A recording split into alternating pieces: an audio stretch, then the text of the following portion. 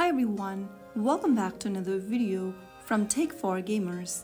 In this tutorial, I'm going to show you how to enable color blind mode in PUBG. So in order to do that, first of all, open up PUBG Mobile on your device. From the home page, tap on the arrow at the bottom right corner right next to Inventory.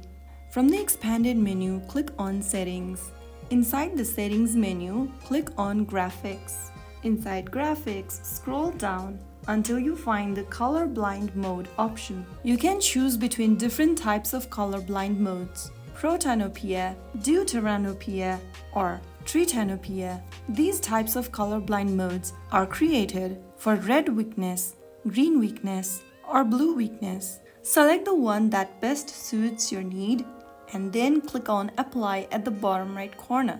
Once activated, the game will adjust colors to make it easier for players with color vision deficiencies to distinguish between certain objects and enemies. So that is how you easily do it. If you found the video helpful, don't forget to like, share, and subscribe to our channel for more tutorials like this. I'll see you in the next video. Stay tuned till then.